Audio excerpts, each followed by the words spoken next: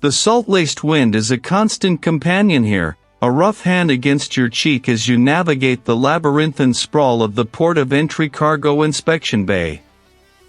It carries the scent of distant lands' spices, crude oil, and the metallic tang of the ocean itself, a stark contrast to the sterile scent of justice you once pursued. Here, amidst the towering stacks of containers, the rhythmic clang of gantry cranes, and the growl of diesel engines, your life has found its current, unglamorous anchor. You are Marcus, or what remains of him. The name, Marcus Thorne, echoes now only in the hushed whispers of official reports and the occasional, unwelcome memory that claws at the edges of your composure. Your hands, once adept at sifting through evidence, now guide the heavy forks of a reach stacker, meticulously positioning crates marked with indecipherable symbols. The work is physical, mind-numbing, a deliberate act of penance for a past that refuses to stay buried. Every shift, the vastness of the bay mirrors the emptiness within you.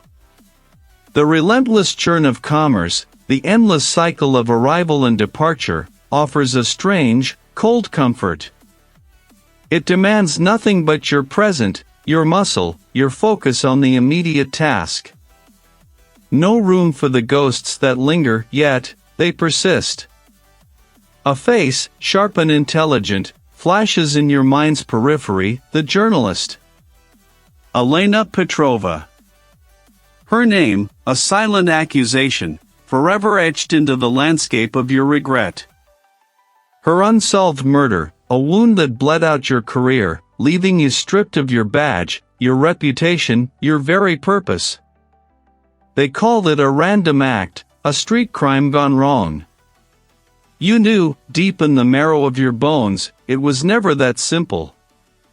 The drone of an approaching vehicle, distinct from the usual symphony of the bay, pulls you from your reverie.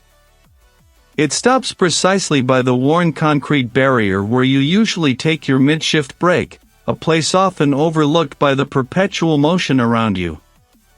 A figure emerges, tall and impeccably dressed, a stark anomaly against the grime and functionality of the bay. He carries no clipboard, wears no safety vest. His presence is a disruption, a sharp, unwelcome note in your carefully constructed solitude. You watch him approach, your stance shifting almost imperceptibly, a muscle memory from a life you thought you'd shed. Your eyes, accustomed to scanning for irregularities, note the precise cut of his suit, the way his gaze sweeps the surroundings without lingering, assessing every angle. He stops a respectful distance away, his hands clasped loosely before him. There's an air of quiet authority about him, a sense that he belongs to a world far removed from the one you now inhabit. Marcus Thorne, he states, his voice low, resonating with a calm assurance that suggests he rarely needs to raise it. It's not a question, but a confirmation. I trust you remember me. From the old days. You search your memory, a vast, cluttered archive of faces and cases. The man's features are familiar, yet elusive, like a name on the tip of your tongue. He was never a direct colleague, never a face you saw daily across a desk. More like a shadow in the periphery, a name whispered in closed-door meetings. The bureau chief's counsel, you finally articulate, the title feeling heavy on your tongue, a relic from a different era.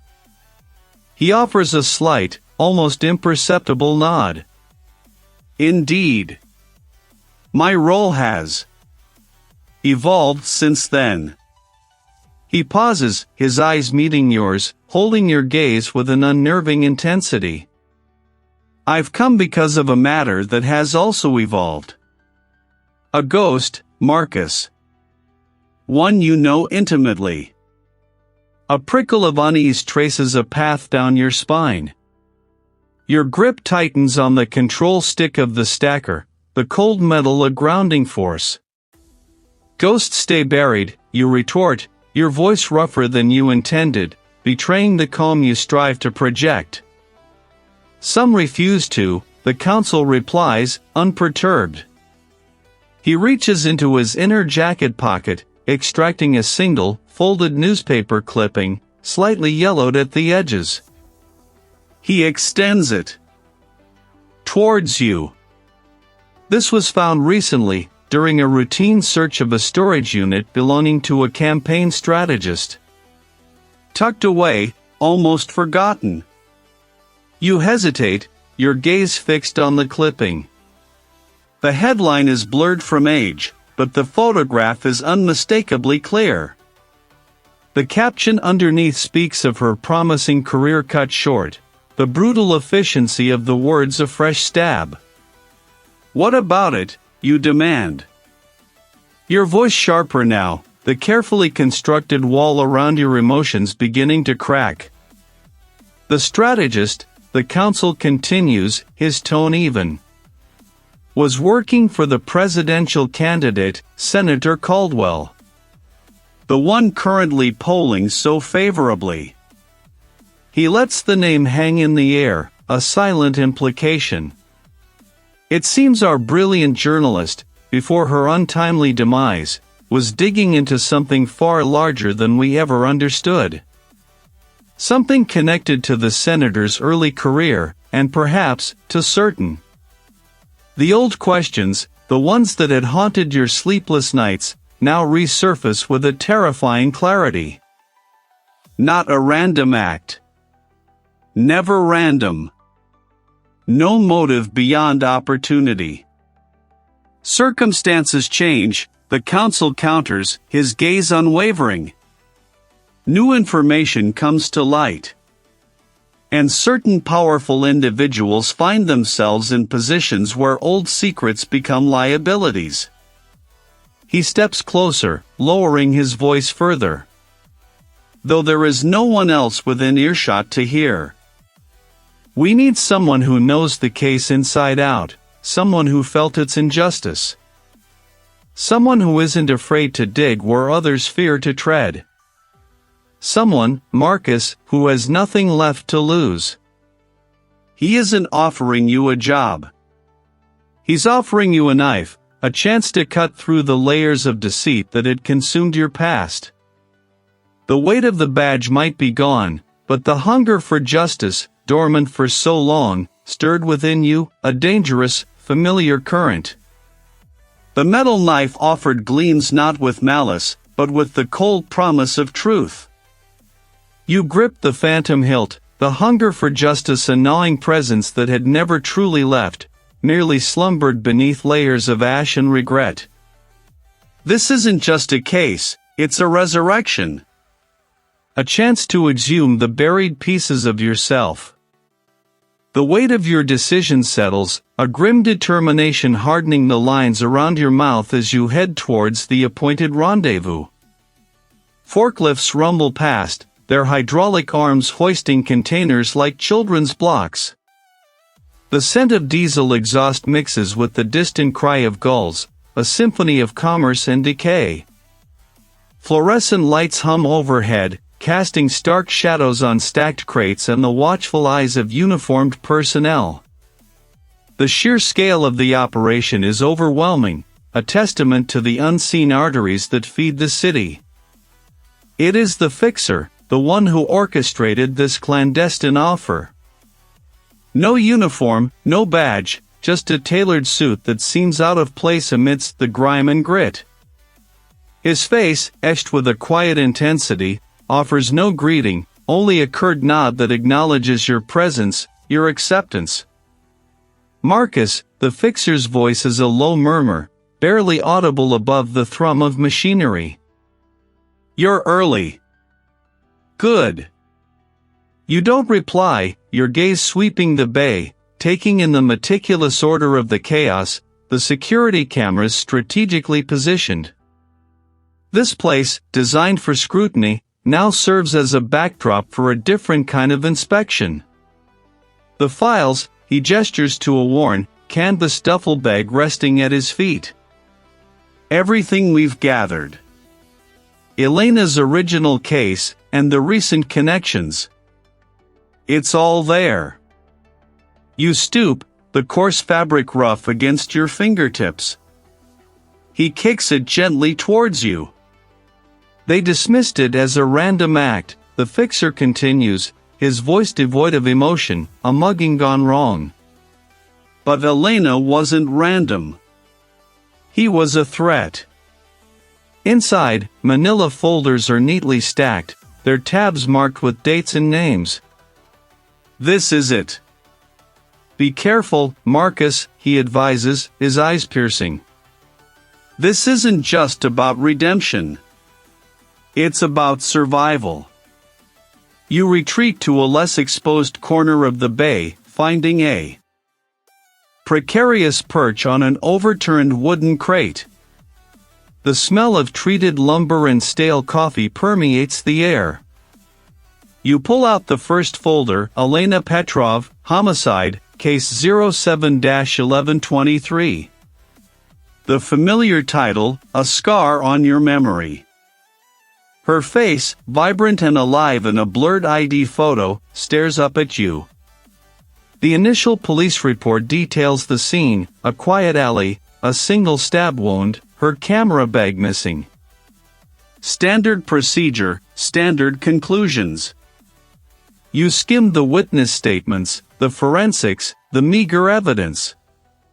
It's exactly as you remember it, frustratingly thin, leading nowhere. The first document is a financial audit report, dated just last month. It details a series of shell corporations, funneling funds into a super PAC supporting the current presidential campaign of Senator Elias Vance.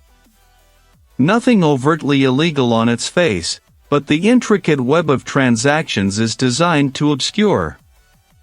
You note the names of a few key individuals listed as directors of these shell companies, the strategist, the campaign manager, the donor. They are powerful figures, untouchable, their influence reaching into every sector. A subsequent document is a copy of a partially redacted email exchange, undated, but clearly recent. The sender and recipient are masked, but the subject line screams, Petrov Inquiry, Containment Protocol. The body of the email mentions sensitive information regarding port security contracts and unauthorized access to shipping manifests. Your eyes narrow. Port security. Shipping manifests. The coincidence is too stark to ignore. Elena was investigating something connected to port operations, something that threatened to expose a network that is now funding Vance's campaign. You recall a fleeting detail from Elena's old notes, a scribbled reminder you dismissed as irrelevant back then, check shipping lane 7, Odyssey Logistics. You pull out another folder, labeled Petrov's personal notes. Her precise handwriting fills the pages, a testament to her meticulous nature. Containers that never appeared on official records, yet were cleared by specific, high-level port officials. The pieces begin to align, sharp and dangerous. Elena hadn't just stumbled upon a minor corruption scheme. The random act of violence that claimed her life now feels like a precision strike, silencing a truth that could unravel everything. You look up, scanning the bustling inspection bay, the endless flow of containers, each a potential vessel for secrets. The air feels heavy with unspoken threats. The knife you've been offered is sharper than you imagined, and the layers of deceit run deeper than you ever dared to believe. This isn't just about Elena anymore. This is about the fabric of power, woven with threads of corruption and death, and you are now pulling at a very dangerous loose end. You will find the truth, no matter the cost. You walked away from the sterile concrete, the vast, empty containers looming like skeletal giants against a bruised sky, the silence of the place more deafening than any cacophony. Elena. The port. The link pulsed in your mind, a nascent rhythm demanding to be heard, demanding action. Vance's campaign. The shadowy organization. It all began here, or rather, it was here the threads of a larger tapestry had begun to converge. Years had stripped the vibrant chaos from this part of the city, leaving behind only the husks of abandoned factories and the skeletal remains of warehouses, monuments to a forgotten prosperity. Elena's final breath had been drawn here, beneath the rusting corrugated iron of the old Meridian Dockside warehouse, a place now marked only by the faded, spray-painted graffiti that blossomed like grim, defiant flowers on its crumbling walls. You push through the warped metal door, it's grown a mournful sigh in the still, heavy night air.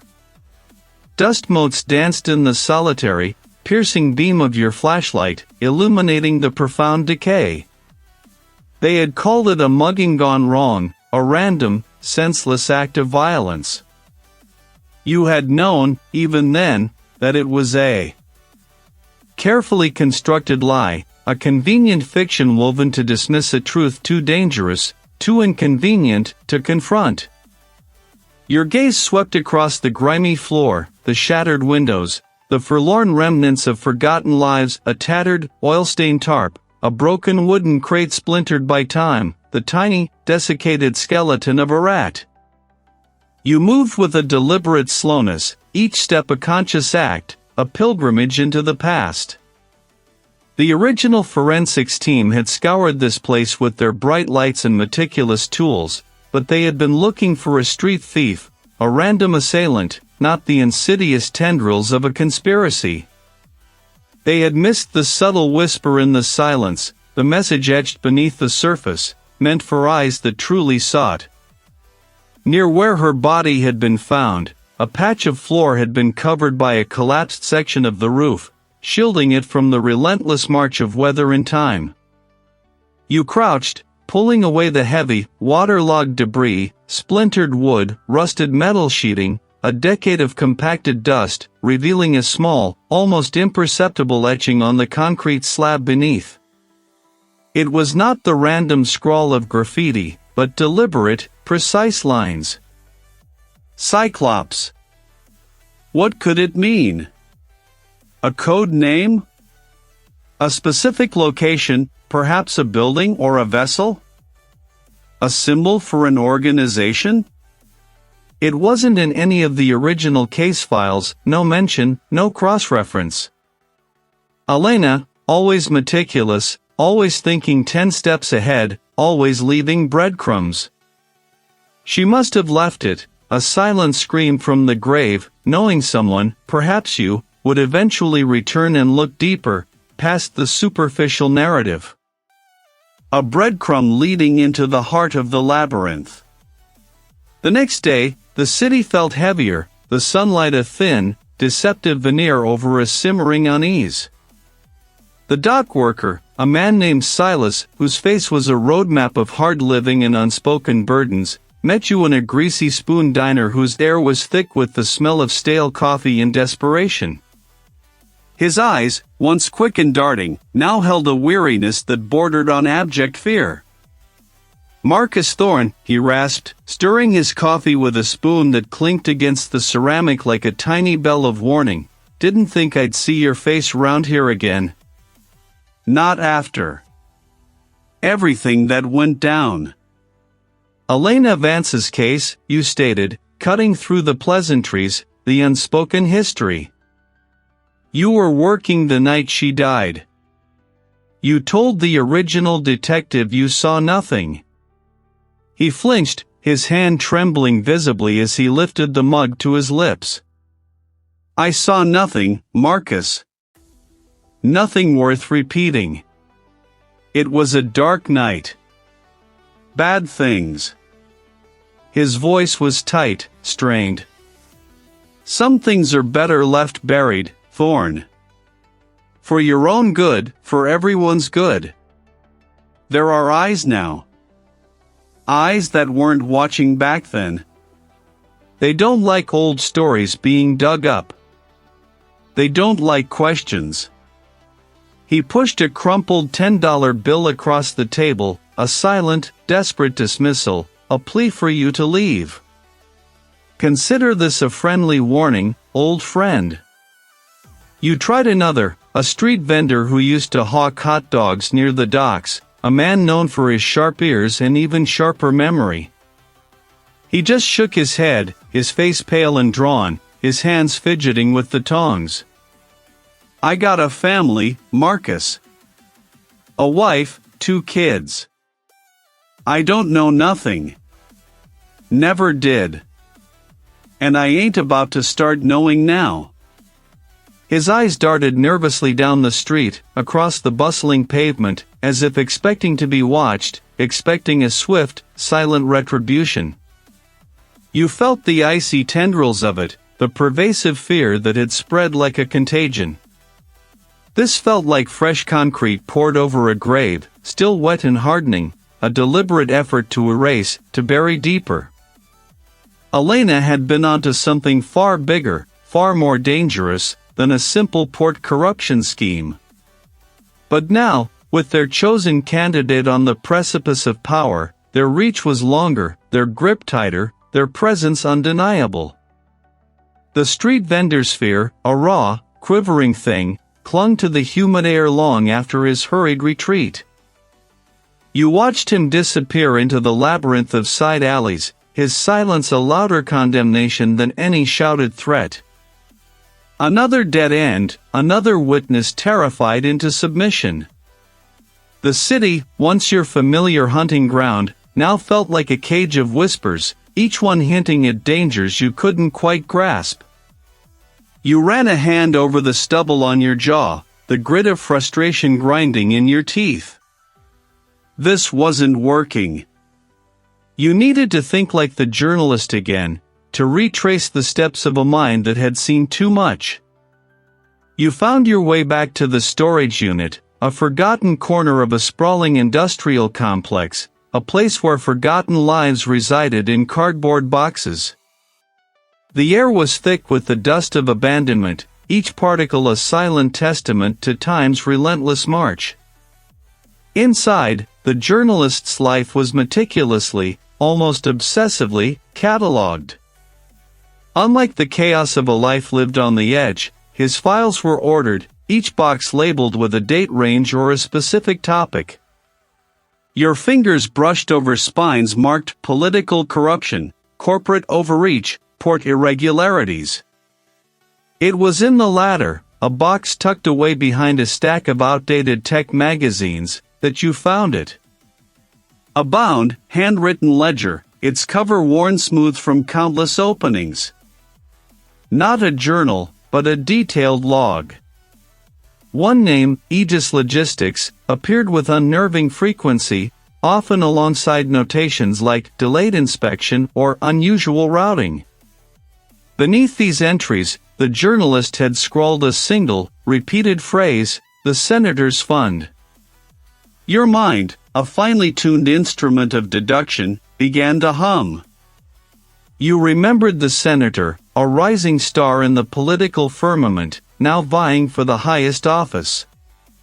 His campaign, a juggernaut of polished rhetoric and endless funding, had always felt too smooth, too perfect. You flipped through the ledger, cross-referencing dates. An unusual routing entry on October 17th, followed by a note about a significant campaign donation to the senator on October 19th. Another instance, a delayed inspection on November 3rd, coincided with a high-profile fundraiser hosted by Aegis Logistics for the senator on November 5th. The pattern was undeniable, a mosaic of quid pro quo laid bare. The journalist wasn't just investigating a politician, he was exposing a symbiotic relationship, a clandestine network where corporate influence bought political favor, likely facilitated through the very arteries of the nation's trade. The port irregularities weren't random acts of negligence, they were meticulously orchestrated bypasses, designed to move specific goods, or perhaps even funds, without scrutiny. The revelation hit you with the force of a physical blow. You knew where you had to go next. Cranes, skeletal giants, clawed at the sky, their arms swinging massive containers with a practiced, indifferent grace. The air thrummed with the roar of engines, the distant clang of steel, and the guttural shouts of dock workers. You moved with purpose, your eyes scanning, your senses heightened, the ledger's damning evidence burning in your mind. You sought out the older sections, the less trafficked corners where the journalist might have found his contacts, where the delayed inspections could have occurred unnoticed. The rows of stacked containers formed canyons, their corrugated steel walls reflecting the harsh glare of the overhead lights. A sudden shift in the air, a prickle on the back of your neck. The rhythmic clang of a distant crane seemed to falter, replaced by an unnatural quiet in your immediate vicinity. They weren't dock workers. Their gait was too deliberate, too predatory. Thorne, one of them, called out, his voice a low rumble that cut through the ambient noise. "You're digging in the wrong dirt." You didn't answer, your breath held, your muscles coiled. They knew your name. They knew you were here. The warning in the diner, the fear in the vendor's eyes, it all coalesced into this moment, a direct confrontation. These weren't petty thugs, they were professionals, dispatched with a clear purpose. You moved, not to fight, but to escape, to confirm the danger without becoming its victim. You sprinted down the narrow corridor between containers, the heavy thud of their boots echoing behind you. A sharp turn, a leap over a discarded pallet, your body moving with the muscle memory of countless chases. You heard the crack of a stun gun, the air sizzling where it had just been. Not a warning shot, but an attempt to disable. They weren't just intimidating you, they were trying to stop you, permanently. You burst into a wider lane, dodging a slow-moving forklift, its operator oblivious to the deadly game unfolding behind him. The vastness of the bay became both a trap and a shield. You scrambled onto a low-slung flatbed, clinging to its side as it rumbled past a security checkpoint, its driver none the wiser. The pursuing figures hesitated, unwilling to draw attention to themselves at the checkpoint. You saw their frustration, their momentary pause. It was enough.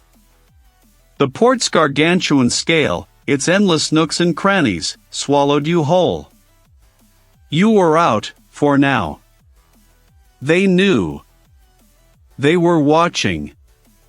The journalist's death was no random act, it was a targeted silencing. And now, you were next. You were no longer just chasing a ghost, you were running from very real, very powerful devils. The air grew sharp with the scent of ozone and exhaust, a metallic tang that clawed at your throat. The shadows, once your hunting ground, became your shield, swallowing your form as the professional pursuers, relentless and precise, swept past the mouth of the alley. Their footsteps, heavy and measured, faded into the urban hum, leaving behind only the echo of your own ragged breath. They were close. Too close.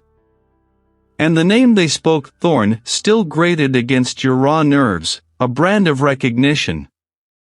But their recognition was a double-edged blade. It meant they saw you, yet it also meant you were on the right path. The chilling certainty of their presence ignited a new kind of clarity. A flicker of a forgotten detail from the original case file, a coded shipping manifest number etched into a corner of a suppressed report, resurfaced from the depths of your memory. It had been dismissed as irrelevant then, a clerical error, perhaps. Now, it sang with new meaning, a beacon pointing towards a specific nexus of global commerce. The journey was a blur of calculated risks and instinctual movements, a phantom ride through the city's underbelly. You moved like a ghost, a whisper in the periphery, until the colossal skeletal structures of cranes clawed at the bruised dawn sky. The bay stretched before you, a titan of industry. Each container was a sealed box, a potential vault of untold stories. You sought one specific designation, a sequence of alphanumeric characters that had haunted the periphery of your recall for years. Your fingers, calloused and knowing, traced the faded stencil on a colossal gray container, its corrugated metal skin scarred with rust and journey. This was it. The number matched. This container, recorded as holding miscellaneous industrial parts and cleared years ago, felt heavy with an unspoken burden. The official seal was long broken, replaced by a cheap, generic lock. A deliberate misdirection. With a grunt, you forced the flimsy lock, the sound a sharp crack that seemed to echo endlessly in the cavernous space. The interior was largely empty, save for a few industrial-grade shelves against one wall, holding neatly stacked, nondescript boxes. But your eyes were drawn to a faint discoloration on the floor, near the back wall, almost imperceptible against the worn metal. A small, square section of the floor plating was slightly raised, its edges subtly uneven. Your hands, once skilled in dismantling complex mechanisms, worked with an almost forgotten grace. You found the hidden catch, a spring-loaded mechanism disguised beneath a layer of grime. With a soft click, the square panel lifted, revealing a narrow, shallow compartment beneath. Inside, nestled on a bed of faded velvet, lay a small, tarnished silver locket. It was simple, unadorned, the kind of keepsake one might carry close for a lifetime. Your breath hitched. You knew this locket. Not from the journalist, no. This locket was yours. Or rather, it was a locket you had given to someone, years ago, a token of a promise, a moment of fleeting happiness from a life you no longer recognized. The world tilted on its axis. How could it be here? How could the journalist have had it? Your fingers fumbled, trembling slightly as you opened the locket. The tiny hinges creaked. Inside, where a miniature portrait or a lock of hair should have been, was a tightly folded, aged piece of paper. You unfolded the paper with agonizing care.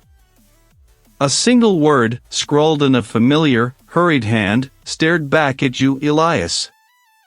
The name hit you like a physical blow, stealing the air from your lungs.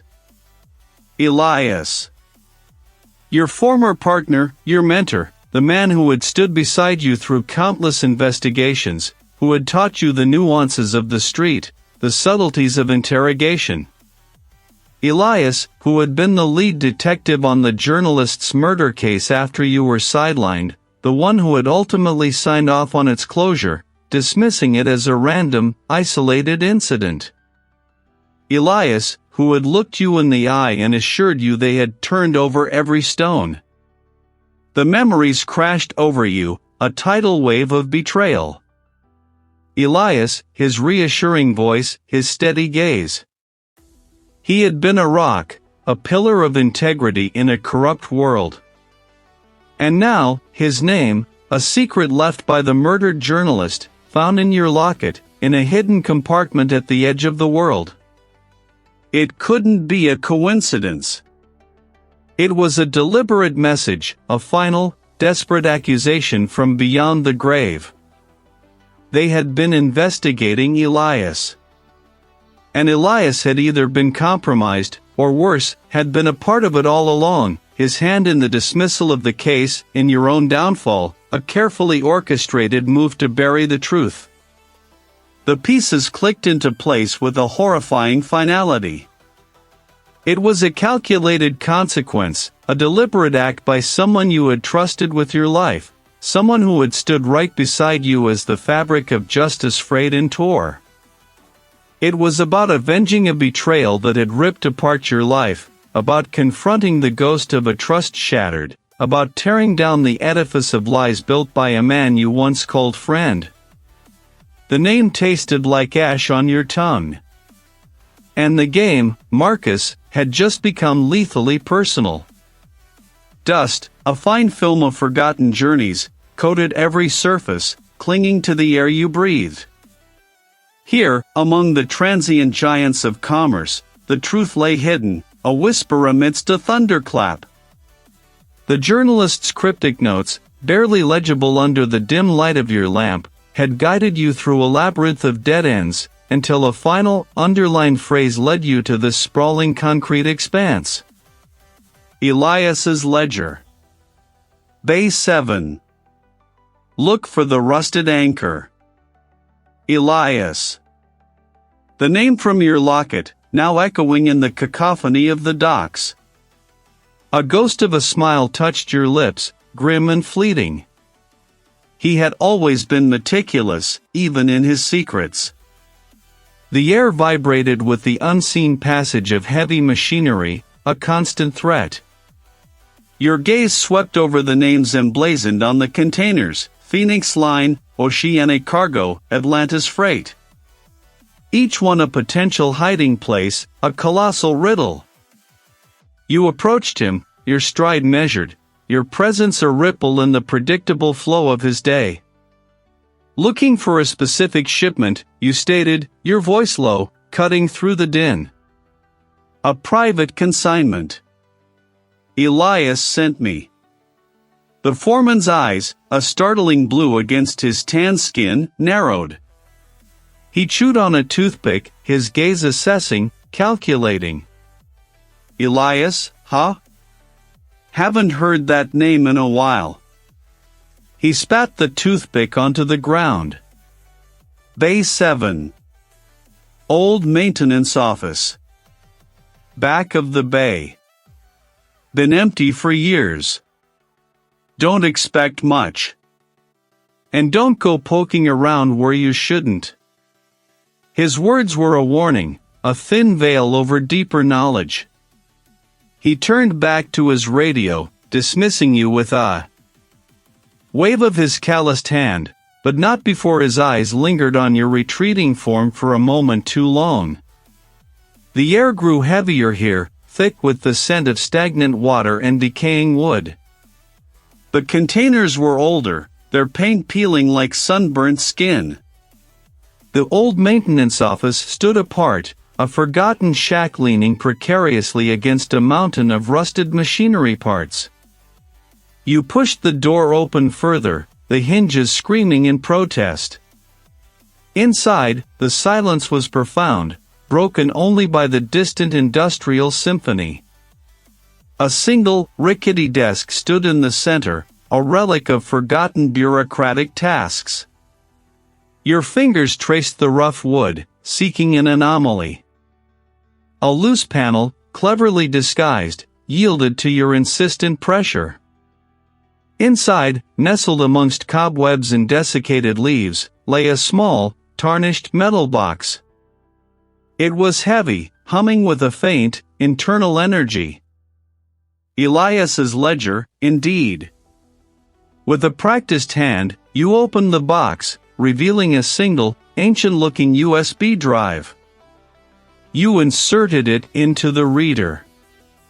The words on the screen were a meticulously detailed blueprint of a conspiracy so vast, so audacious, it stole the air from your lungs. The politician, whose campaign now dominated the news, was merely a visible puppet, a pawn in a far grander game. His name appeared repeatedly, but beneath it, a more powerful designation, the architect's voice. Eliminate threat. Maintain accord integrity. The murder, dismissed as a random act of violence, was a precise, calculated strike. The journalist had been close, too close, to unraveling this very document, this very network. They had died trying to reveal the sovereign accord. The weight of the truth pressed down on you, a crushing realization. You were now holding the very evidence that could bring down an empire, and in doing so, you had painted a target on your own back, brighter and more damning than any before. The old wound of your past failure, the betrayal that had cost you everything, flared anew. This was the chance for redemption, not just for your badge, but for the ghost of the journalist, for the truth itself.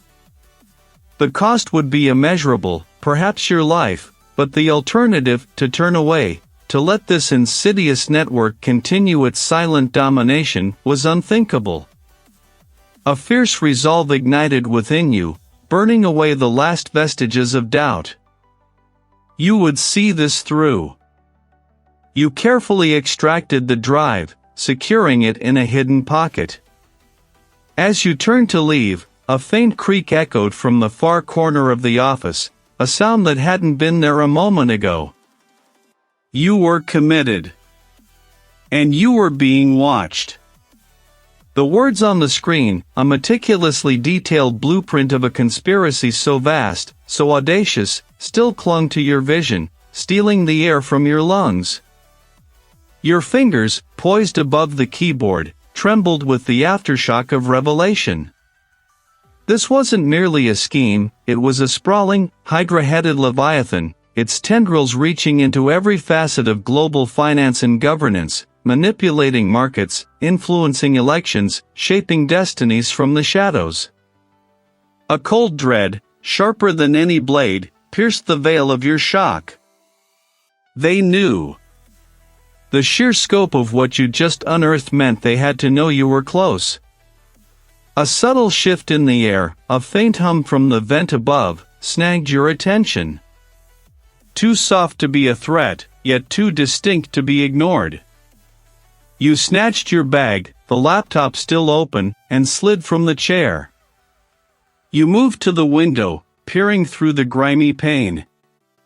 Below, the streetlights painted the wet asphalt in streaks of amber. Nothing amiss. Then, a faint, rhythmic thump-thump-thump vibrated through the floorboards. Not footsteps, but something heavier, more deliberate. Your gaze darted to the door, then to the fire escape. The building was old, its bones creaking with every passing minute. You knew this dance. The slow, methodical approach of those who believed they held all the cards. The thump-thump-thump grew louder, closer, punctuated by the faint scrape of heavy boots on the stairs. No time for a clean exit. The fire escape was your only route. Below, the alley was a labyrinth of overflowing dumpsters and discarded crates. As your boots hit the grimy pavement, the door to your room burst inward with a splintering crash. Each shadow offered fleeting cover, each distant siren a reminder of the world you'd once sworn to protect, now twisted against you. Your phone, a burner you'd acquired days ago, vibrated in your pocket. Midnight. Alone. The urgency and the brevity was unmistakable. This wasn't a casual meeting, it was a lifeline, or a trap. You had no choice. The streets blurred past, a kaleidoscope of neon and grit. A metal forest under the moonless sky. Towering cranes, skeletal against the blackness, reached for invisible stars. The air here was thick with the scent of diesel, brine, and distant industry. Navigating the inspection bay was a sensory assault. The clang of metal on metal, the roar of container movers, the constant hiss of air brakes.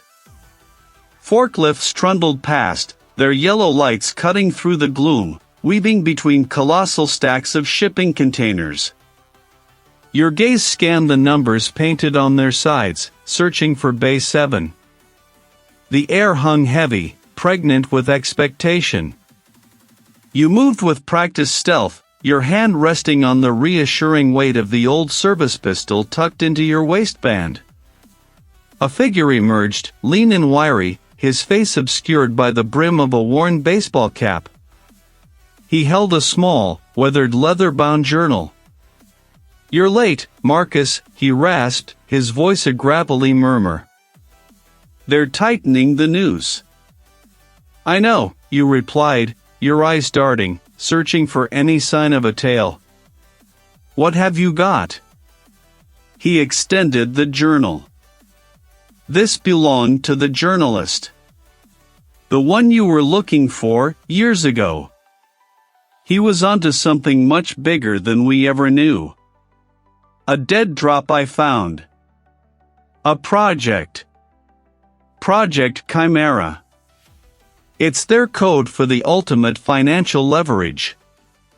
Not just market manipulation, but creation. They can generate economic crises, then profit from the recovery, all while consolidating power. The journalists believed it was tied to the very first global market crash they engineered to test its capabilities, years ago. The one that almost broke us all. Project Chimera. The words resonated with a sickening clarity. This was the reveal. It wasn't just about influencing, it was about orchestrating global upheaval. The blueprint you'd seen had been the how, but this was the why. You spun, seeing the silhouettes of two figures, large and menacing, emerging from the labyrinth of containers. Their footsteps were deliberate, unhurried. The journal clutched tight, you bolted, the shouts of the pursuers echoing behind you. You were a lone wolf in a concrete jungle, the weight of the journalist's final truth burning in your hand, propelling you forward into the unknown. The game had changed. You were no longer just investigating, you were fighting for survival, carrying a secret that could shatter the world. The journal, a fragile burden of truth, pressed against your ribs beneath your jacket, its corners digging in like a constant, urgent reminder. You were a phantom among the stacks of colossal containers, a fleeting shadow weaving through the skeletal frames of gantries. Their shouts grew closer, a ragged chorus of intent. You ducked behind a stack of crimson shipping crates, the corrugated steel radiating the day's residual heat. Your breath hitched, a raw rasp in the sudden, brief silence. Through a narrow gap, you saw them, two figures, lean and quick, moving with the practiced efficiency of hunters. One carried a glint of steel, a silent promise of finality. This was not an escape, it was a desperate gamble. You sprinted, feet pounding on the cracked concrete, the vast, echoing space a drum beneath you. A forklift, abandoned mid-task, offered a momentary shield. The height offered a fleeting advantage, a vantage point to gauge their movements. They were methodical, fanning out, cutting off your routes. But you, Marcus Thorne, were no stranger to tight corners. You saw the open cargo door of a parked transport truck, its engine idling, a driver visible only as a slumped silhouette. A reckless thought, then a decisive action. You dropped, landing with a jarring impact, rolling to absorb the shock. The journal remained secure. Scrambling to your feet, you burst into the cavernous interior of the truck, the smell of fresh lumber overwhelming. You squeezed past stacks of timber, finding a narrow space between the cargo and the rear wall. The city embraced you, a cacophony of sirens and distant chatter, a stark contrast to the port's industrial hum. You emerged from the truck's anonymous embrace several miles away, a ghost in the twilight. Your mind, however, was not on your escape, but on the journalist's journal. Under the faint glow of your phone, you opened the journal. The initial pages were a meticulous record of interviews, dates, and names, many familiar from your own forgotten investigation. But further in, the entries shifted, growing more cryptic, more urgent. Sketches of symbols, a series of seemingly random numbers, fragmented sentences that felt like pieces of a larger puzzle. Then, you found it. Tucked into a cleverly concealed pocket within the binding, a single, folded piece of parchment. It was not paper, but a delicate, almost translucent vellum. Unfolding it, you saw a complex diagram, a web of interconnected lines and names, forming a precise organizational chart. At its apex, a name you knew well, the politician. Below, a hierarchical structure of operatives, enforcers, and financiers. But it was the lowest tier, the information gatherers, that truly seized your attention. There, scrawled in a different hand, was a name, underlined thrice, Marcus Thorne. They had been watching you from the start. Your initial investigation, your downfall, it wasn't just a failure, it was orchestrated. You were a pawn, then a convenient scapegoat. The journalist hadn't just uncovered a conspiracy, they had uncovered your role in it, however unwitting. This wasn't just proof, it was an invitation. A meeting point. A trap. Your hands trembled, not from fear, but from the surge of righteous fury that ignited within you. This was it. The journalist had not only given you the means to expose the truth but had also laid the bait for the mastermind. The date was tomorrow night. You knew, with a certainty that settled deep in your bones, that this was a walk into the lion's den. They had watched you, manipulated you, destroyed your life. Now, you would confront them, face to face. The journal, the vellum, these were your shields, your weapons. You found a payphone, surprisingly functional in a forgotten diner. Your fingers fumbled with the coins, the metallic clink loud in the quiet establishment. The journalist's killer. The entire structure. And the politician is at the center of it all. A long pause on the other end. Then, a weary sigh. Marcus, what are you talking about? You're a ghost. I'm a ghost with undeniable proof. Enough to bring down an empire. But I need you to do one thing. If you don't hear from me by dawn after tomorrow, release this information. A brief, coded summary of the vellum's contents, enough to spark interest and ensure action if you failed. I'm going to meet them, you stated, the words hanging heavy in the air. I'm going to finish this. Marcus, don't be a fool. The dice were cast. You had the proof. You had set the trap for yourself, knowing it was the only way to spring the real one. Tomorrow night, at the derelict dockside warehouse, the truth would either be revealed, or you would become another forgotten casualty in the politician's ascent. You were ready. Moonlight, fractured by the corrugated steel roof, spills in through high windows, painting stark geometries across mountains of crated goods. The air hums with the dormant power of unseen machinery, a low thrum that vibrates in your chest, a counterpoint to the rapid beat of your own heart.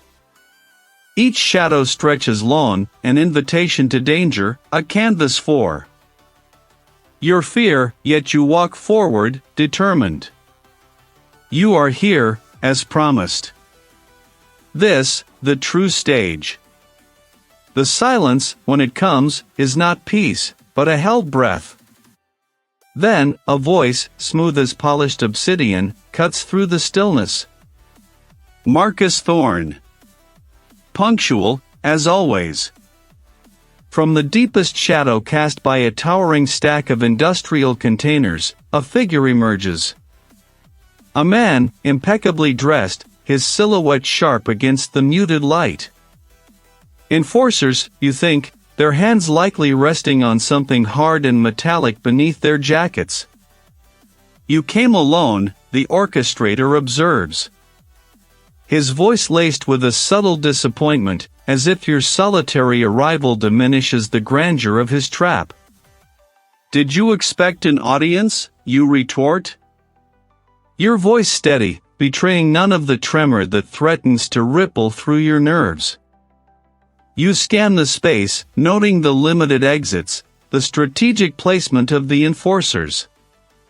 This isn't just a meeting, it's a meticulously planned ambush. But then, you knew it would be. A performance, perhaps, the orchestrator muses, taking a slow step forward, his expensive shoes crunching softly on scattered grit. A final confession before the curtain falls. No confession from me, you state, your gaze unwavering. Only revelations. Starting with yours. A flicker of annoyance crosses his features, quickly masked. You assume too much, Thorne. You always did. Your career ended because of it. My career ended because I was too close to the truth, you correct him, letting the words hang in the heavy air. The truth about the journalist. The truth about the politician. The truth about you. One of the enforcers shifts, a subtle movement, but you catch it. Your campaign, wasn't it? Your eyes lock onto his, demanding an answer. Or rather, the politician's campaign, funded by your organization. The orchestrator's eyes narrow. Dangerous speculation. Dangerous truth, you counter. The journalist found the ledger. Not a physical book, but a digital ghost, encrypted and hidden within the shipping manifests of a shell corporation. They found the anomaly, the pattern of lost containers, the untraceable transactions that bypassed every legal channel. And they were about to expose the politician, just weeks before the election. You take a step forward, closing the distance, forcing him to react.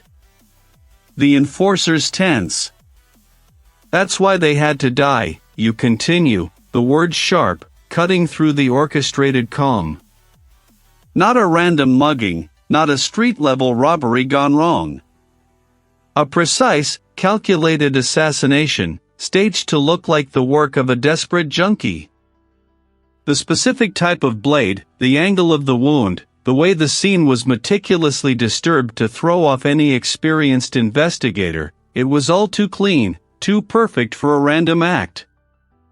You needed their power, their influence, to secure your control over this city's infrastructure, over these very docks. The digital ledger, once thought lost, resurfaced.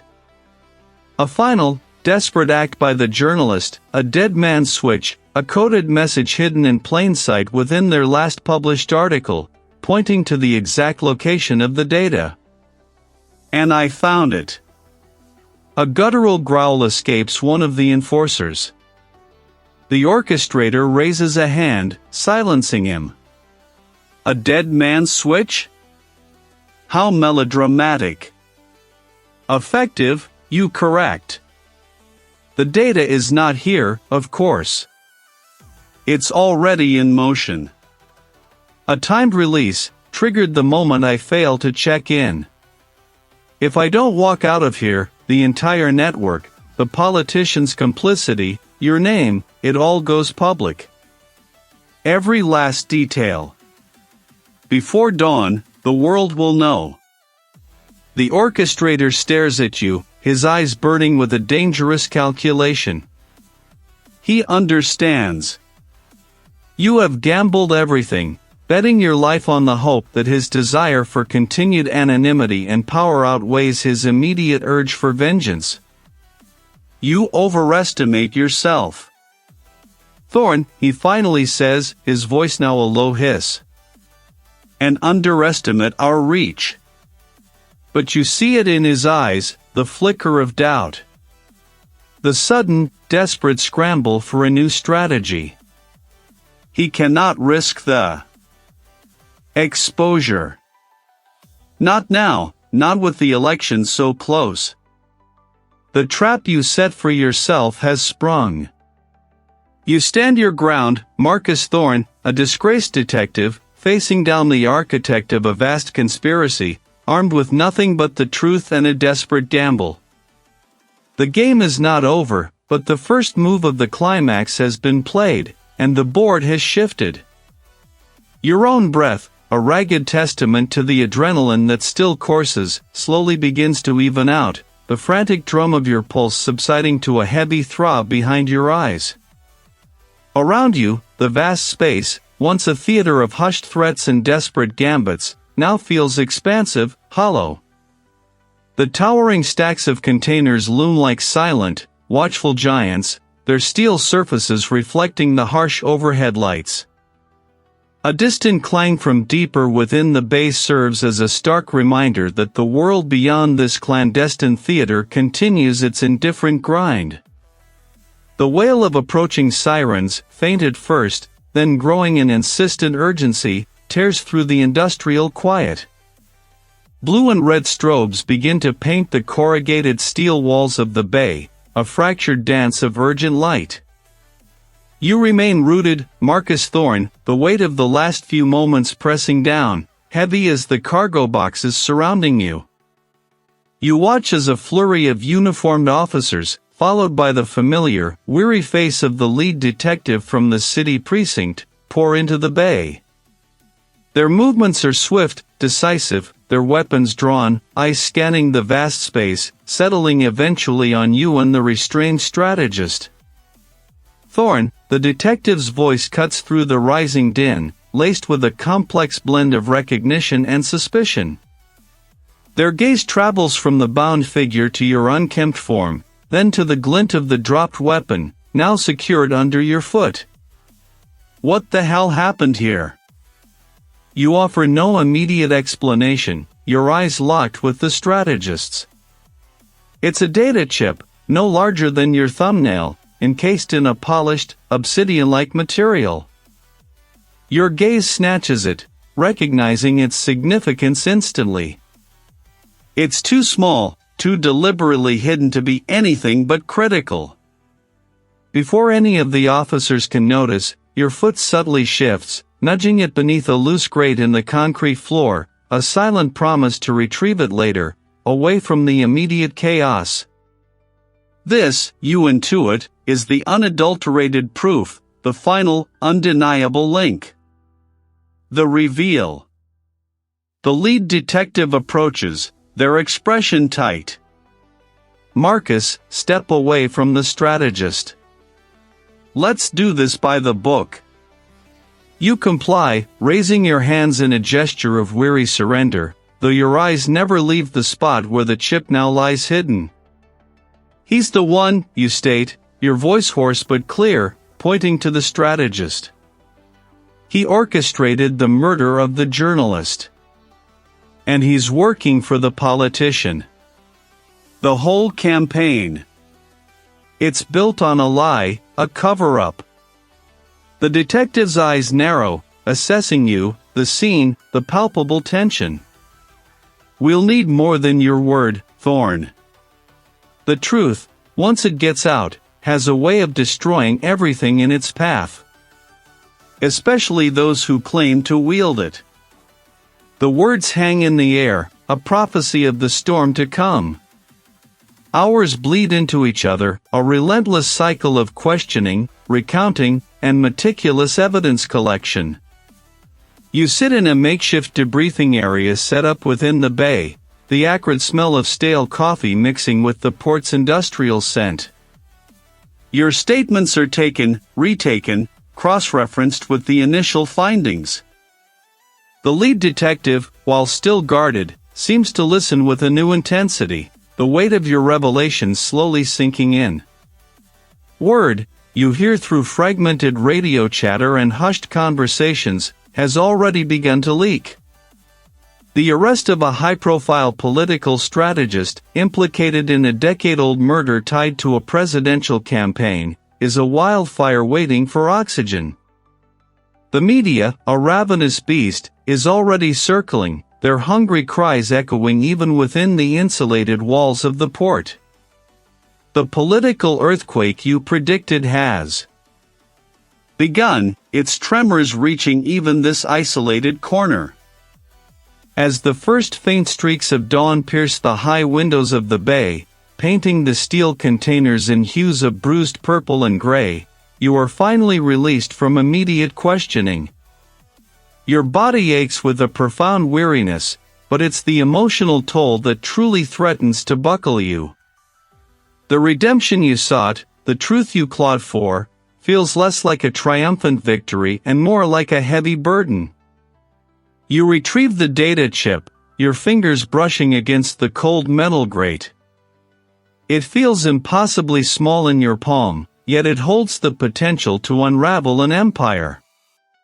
The cost of this truth, you realize, is not just your past badge, your reputation, but the quiet peace you might have once hoped for. Your journey, Marcus Thorne, has not ended with the architect's capture, it has merely begun a new, more perilous chapter. Overhead, the rhythmic clanking of cranes moves unseen containers, a symphony of commerce that now feels profoundly hollow. The strategist's words, a venomous whisper, still coil in the humid air, refusing to dissipate. Enjoy your moment, Thorne. Especially those who claim to wield it. You watch as the uniformed officers guide the strategist towards awaiting transport. The handcuffs glint, a small victory, yet the true battle, has only just begun. The arrest is a seismic tremor, but the earthquake is still pending. A colleague approaches, their face etched with a weary relief. It's done, Marcus. We have them. The evidence from their hidden office, the encrypted drives, it's all being processed. It's enough to bring down the politician, and likely several others they were protecting. You nod slowly, the weight of their words settling deep in your bones. The hidden office, a sterile cube buried beneath a seemingly innocuous import business, had been a trove. Diagrams of influence, coded ledgers, voice recordings, a meticulously crafted web of deceit, all orchestrated by the very mind now being spirited away. The journalist's murder, once a lone, baffling thread, now formed the central knot in this intricate tapestry of corruption. You had found it. You had untangled it. The image of the journalist's vibrant, inquisitive eyes from old photographs flashes in your mind. Their initial reports, once mocked as paranoia, were now the very blueprints for this entire criminal enterprise. The strategist's role had been to manage the narrative, to discredit, to eliminate, to ensure the politician's ascent was unblemished by inconvenient truths. The journalist had been the first, and most crucial, inconvenient truth. This gritty, echoing bay, filled with the promise of international trade, now bore witness to the dismantling of a different kind of network. The politician's carefully constructed facade, the public image of an incorruptible leader, would crumble under the weight of the strategist's captured records. The digital breadcrumbs led not just to financial malfeasance, but to a calculated campaign of misinformation, voter suppression, and the brutal silencing of dissenters. The journalist's death wasn't a random act of violence, it was a targeted execution, a message sent to anyone daring to expose the rot. The strategist's meticulous planning had inadvertently left a trail of their own, each digital fingerprint leading back to their master. The truth, you murmur, the strategist's parting shot echoing again. It has a way of destroying everything. The colleague looks at you, a question in their eyes. What about us? What about you, Marcus? You've put everything on the line. You turn from the container, facing the vastness of the bay. The truth doesn't just destroy, you say, your voice resonating with a newfound clarity.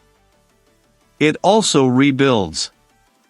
It exposes the cracks, yes, but it also allows for something stronger to grow in its place. The strategist had been right in a way. The revelations would be devastating. Reputations would be shattered, careers ruined, trust eroded. The public would reel from the betrayal. But in that destruction lay the genesis of something vital: accountability. Its most public face, the politician, would fall. The intricate web of influence, once invisible, was now illuminated. A sense of weary satisfaction washes over you, mingling with the lingering tension of battles yet unfought. The journalist's restless spirit, you feel, can finally find a measure of peace. Their sacrifice was not in vain. The badge may be gone, but the detective, the relentless seeker of justice, remained. The path ahead stretches into an uncertain horizon. The system you once served, then challenged, now stands at a crossroads. There are still others, higher up, pulling strings, their names perhaps only hinted at in the strategist's encrypted files. The fight isn't truly over. But you are no longer adrift. The compass of your moral conviction, once shattered, now points true. The air outside is crisp, carrying the promise of a new dawn.